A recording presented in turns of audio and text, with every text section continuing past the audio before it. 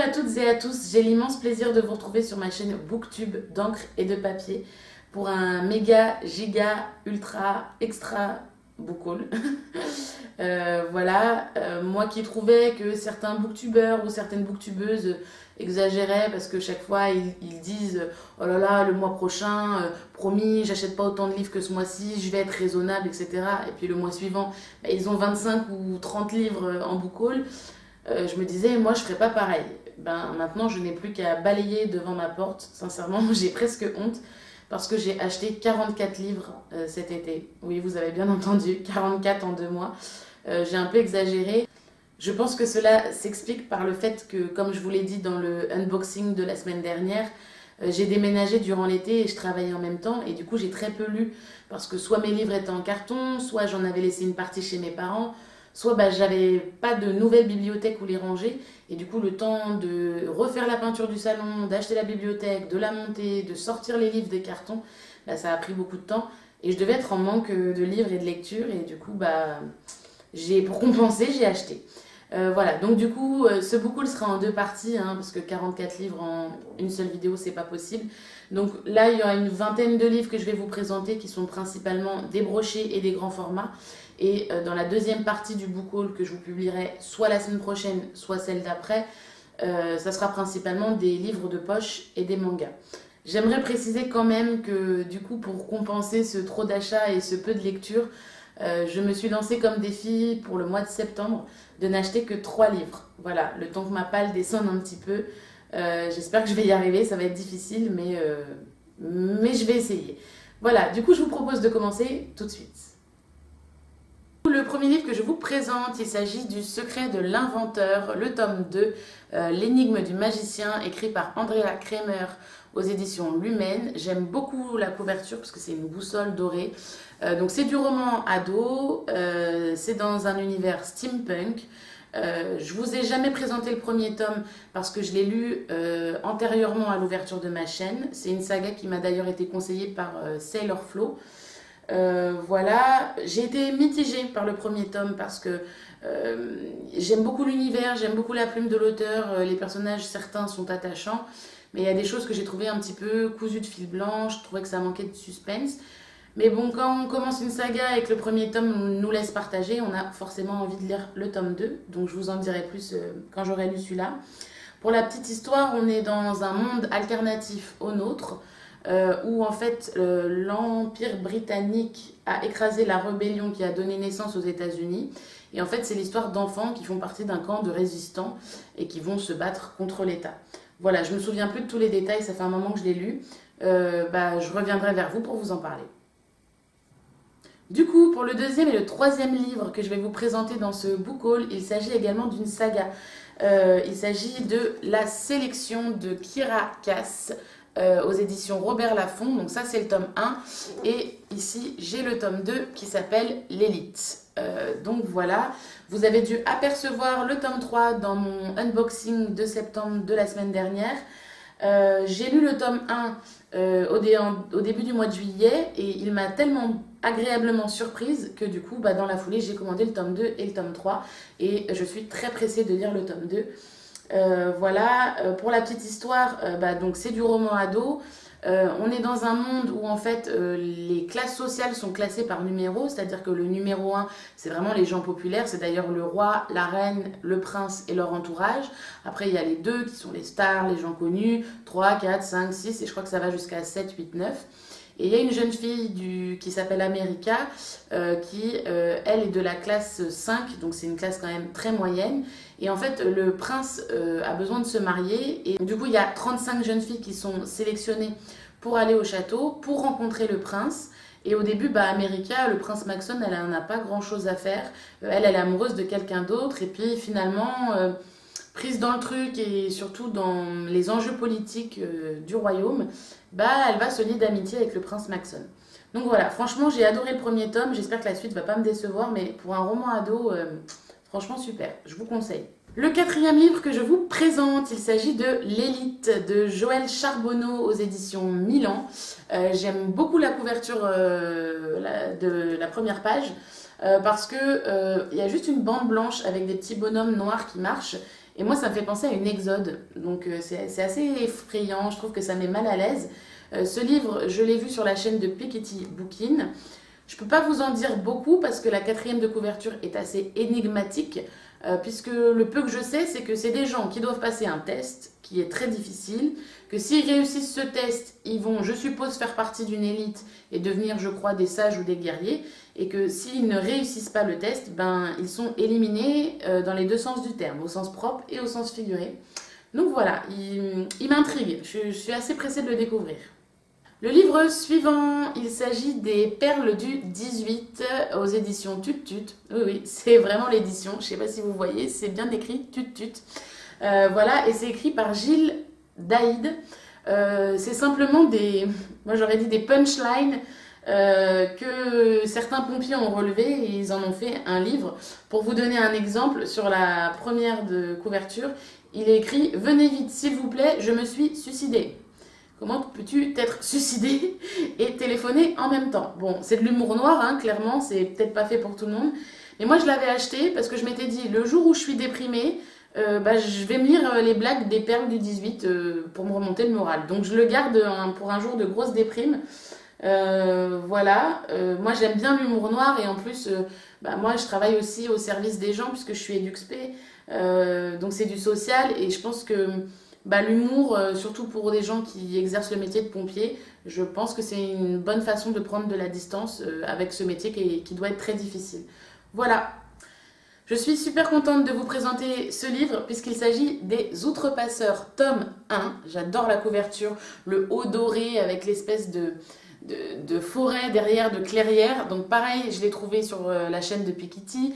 C'est écrit par Cindy Van Wilder et c'est aux éditions Gulfstream. Le tome 1 s'appelle Les Héritiers. Voilà, j'ai beaucoup entendu parler de ce livre, il paraît que c'est génial. Mais moi, forcément, je n'aime pas lire les livres au moment où tout le monde les lit parce qu'on en entend trop parler et du coup, après, j'ai trop d'attentes. Donc, j'ai préféré attendre qu'il y ait un peu moins d'engouement pour me l'acheter. Je peux pas vous en dire grand chose, je sais juste qu'il y a un jeune homme qui échappe à un attentat, je crois, et qui du coup est recruté par une sorte de guilde secrète qui s'appelle les Outrepasseurs.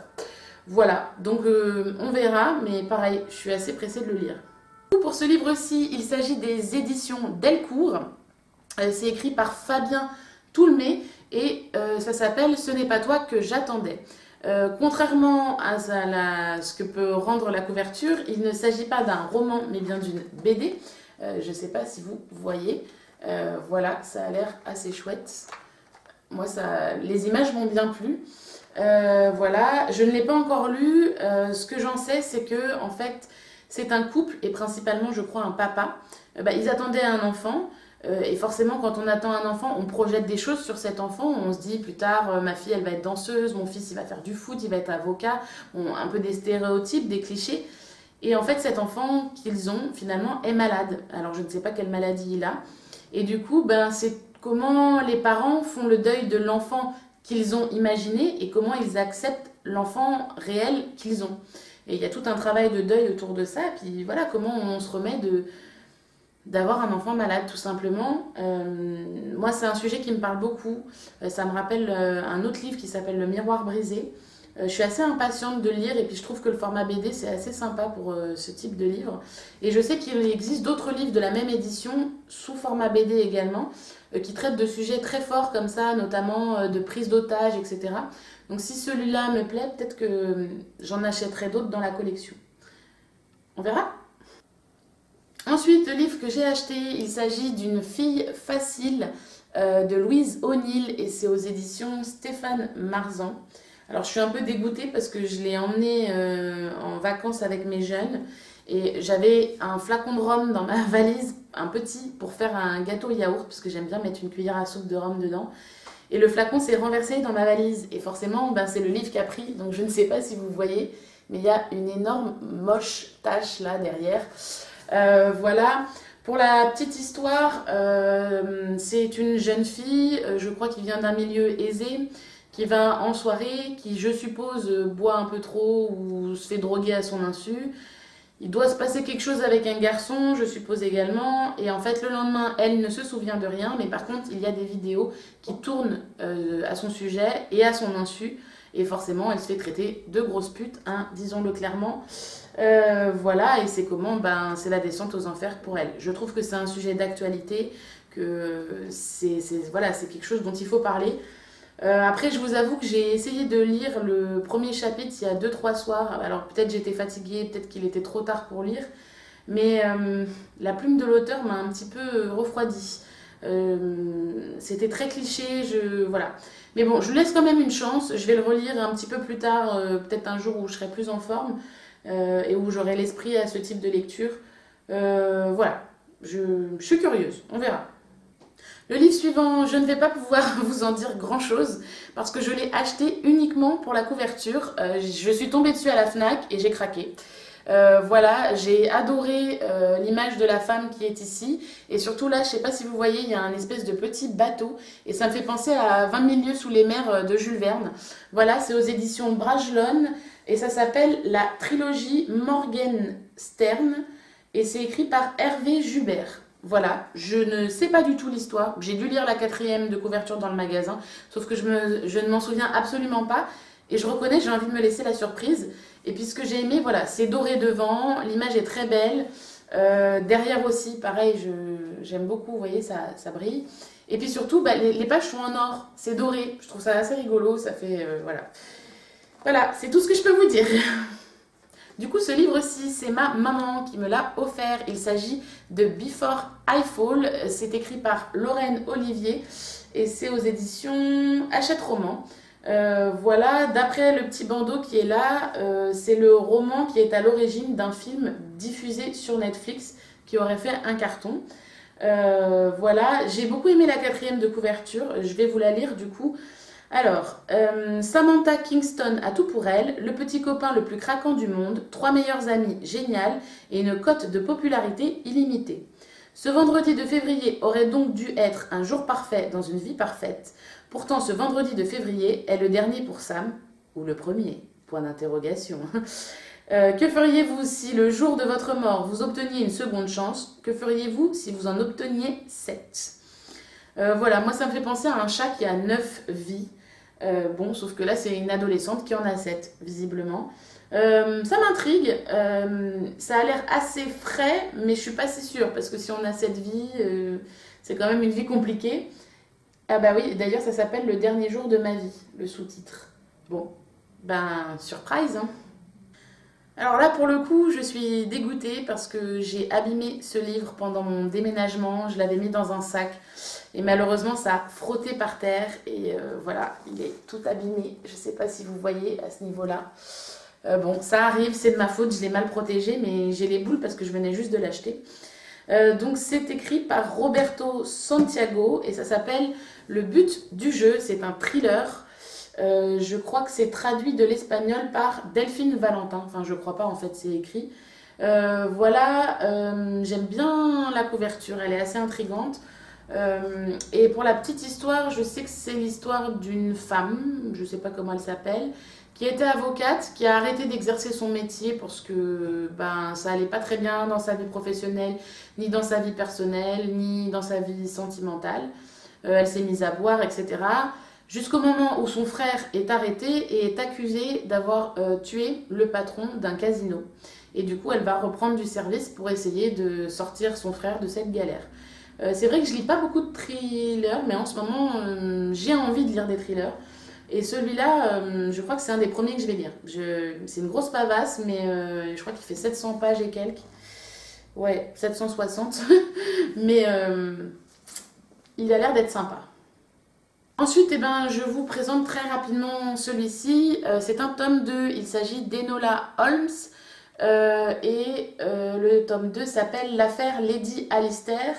Les dessins sont de Serena Blasco et le roman s'est inspiré du roman de Nancy Springer et c'est aux éditions Jungle. Voilà, c'est en fait l'histoire de la petite sœur de Sherlock Holmes. En fait, sa mère disparaît dans le tome 1.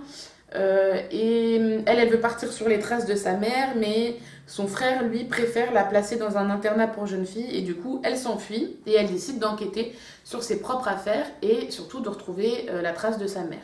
Donc celui-là, c'est le tome 2. C'est une BD enfant qui est vraiment très sympa. Les images sont magnifiques. Les énigmes sont un peu compliquées, de plus en plus compliquées d'ailleurs, mais je trouve que voilà, c'est bien de ne pas prendre les enfants pour des bébés et des débiles et qu'il y a un vrai fond sur l'histoire et que ça soit pas juste Myrtille qui va acheter des pommes au marché.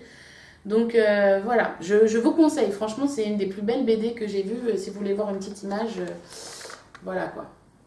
J'adore les dessins de Serena Blasco. La saga suivante que je vous présente, c'est un gros coup de cœur. C'est Elia la passeuse d'âme. Là, vous avez le tome 1 et ici le tome 2. C'est aux éditions Pocket Jeunesse et c'est écrit par Marie Vareille.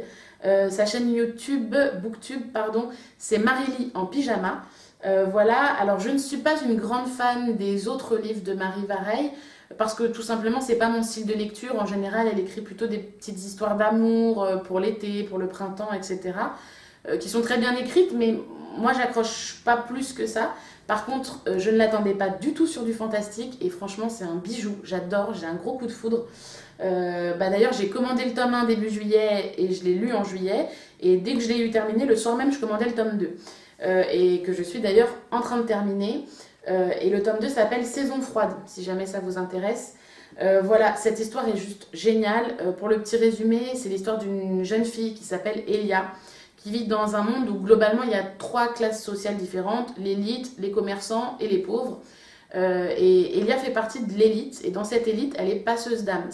C'est-à-dire que son rôle, c'est de tuer les gens, clairement, parce qu'on est dans un monde où en fait l'individualisme n'existe plus. On pense à la collectivité avant tout. Du coup, quand on n'est plus utile à la société, on choisit la date de sa mort, et puis on se fait tuer, tout simplement. Et c'est le travail de Elia. Et un jour, les défenseurs, qui sont des sortes de militaires de défense policière, lui demandent de tuer un jeune homme qui veut attenter au royaume. Et en fait, elle va faire preuve de bonté, il va la supplier de ne pas la tuer, et elle ne va pas le tuer. Et du coup, lui, il va pouvoir s'enfuir. Et quand les autorités vont se rendre compte que Elia, elle a laissé s'échapper un prisonnier et qu'elle ne l'a pas tué comme convenu, elle va être obligée de fuir aussi et elle va se retrouver chez les Nozoba, qui est la classe la plus pauvre, et elle va retrouver ce jeune homme là-bas. Et du coup, va s'en suivre une grande aventure. Le monde créé est super original. Pour du livre jeunesse, je suis impressionnée. Par contre, faites attention, je trouve qu'il y a des scènes qui sont assez dures, qui sont pas mignonnes du tout. Voilà, mais je vous conseille, c'est un vrai bijou.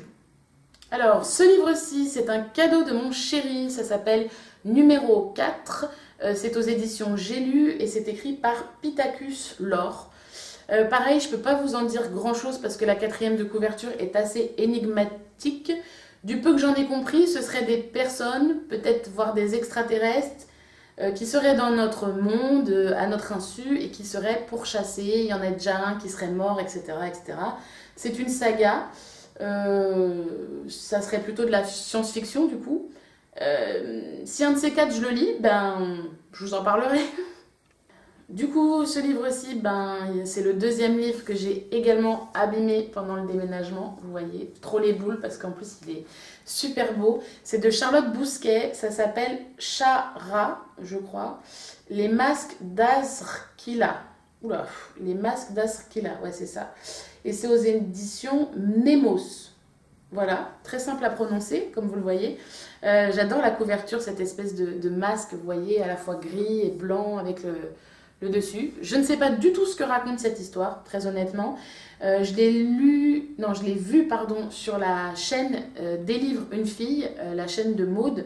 Celle qui nous en avait parlé. Ça m'avait beaucoup plu. La seule chose, c'est que quand elle l'a lu et qu'elle a fait son retour de lecture, alors j'ai pas écouté l'histoire parce que je voulais pas savoir, mais elle avait l'air assez mitigée. Donc du coup, maintenant que je l'ai, je redoute de le lire parce qu'il me fait super envie, mais j'ai peur d'être mitigée aussi du coup. Donc je pense que je vais attendre un petit peu pour le lire et que je le lirai un jour où je suis bien motivée. Ensuite, c'est un Lily Aim, c'est une romance qui s'appelle Abyss. Comme d'habitude, chez Lily Aim, en général, c'est une romance homosexuelle. Alors, je ne me souviens plus de l'histoire en détail.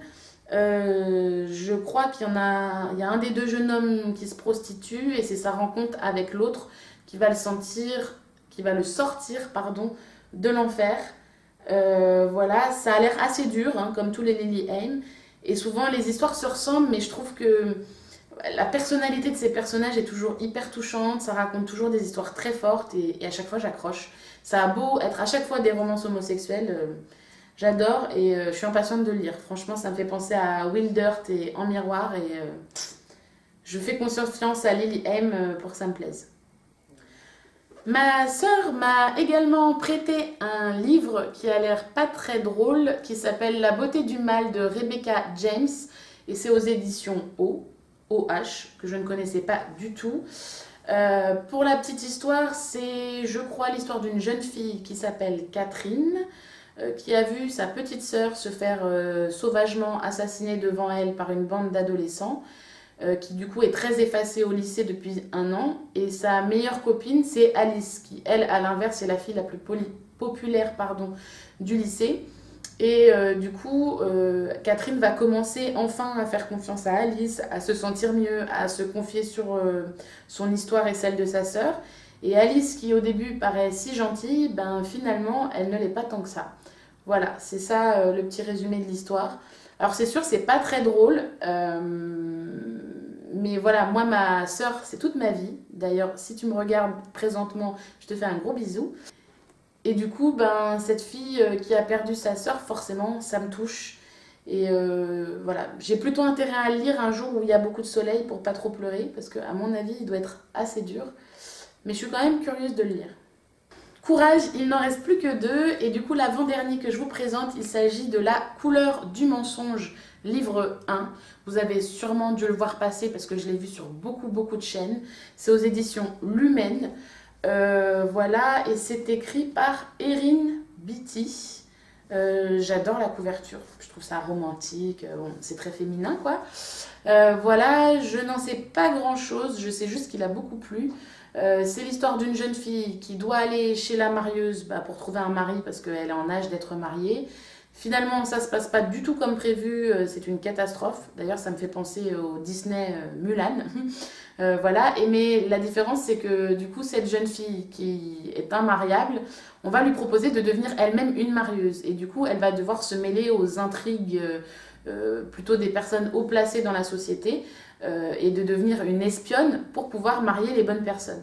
Donc je trouve ça assez original, assez sympa. Pareil, c'est un gros livre, hein, 500 pages. Voilà. Donc, quand j'aurai 2 minutes, je lirai ce livre.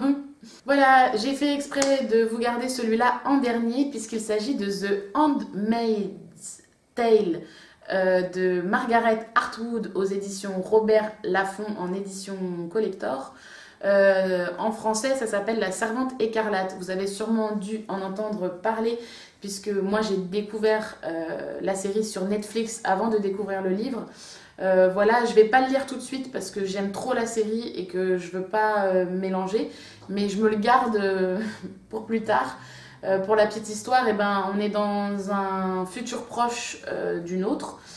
Sauf qu'on est aux États-Unis et que en fait il n'y a plus de naissance en fait avec la pollution etc. Ben, les femmes n'arrivent plus à tomber enceintes et du coup il y a une espèce le gouvernement actuel tombe, la Maison Blanche tombe et en fait il y a d'autres personnes qui prennent le pouvoir et qui décident que globalement les femmes elles ne sont plus à égalité des hommes. Et les gens haut placés qui n'arrivent pas à avoir d'enfants ont le droit chacun à une esclave, une servante écarlate, qui est là juste pour être baisée et faire des bébés. Voilà le principe de départ. C'est assez dur, mais l'héroïne principale est hyper touchante, en tout cas dans la série, moi ça m'a... Et plus je regarde la série, plus je me dis que même si ça paraît un peu loufoque comme ça, en fait, on se dit que ça pourrait arriver, quoi. Moi, ça m'a mis le doute et du coup, ça met mal à l'aise. Mais la série est tellement bien faite. Du coup, j'ai un peu peur de lire le livre parce que je sais que dans la série, ils ont étoffé l'histoire. Mais voilà, j'avais envie de la voir sous ce format-là. Et du coup, je l'ai payé d'occasion, hein. Je l'ai payé 5 ou 6 euros, pas plus. Voilà, parce que j'avais pas envie de le payer plein pot. Mais voilà, je suis super contente. Et bien, après vous avoir présenté quand même 19 livres pour cette première partie de Book Haul, ben, c'est déjà terminé. J'espère que vous n'aurez pas fait une overdose, mais que surtout ça vous aura inspiré des envies de lecture. Si vous avez lu un livre parmi ceux que je vous ai présentés, surtout n'hésitez pas à me laisser un commentaire, à m'en parler, à me motiver pour le lire. Parce que voilà, j'adore vos retours et j'aime parler livres et j'aime surtout échanger sur les avis que vous avez sur les bouquins et de voir comment chacun perçoit les écritures en fonction de son vécu personnel. Voilà, et je vous retrouve dès dimanche prochain. Prenez soin de vous.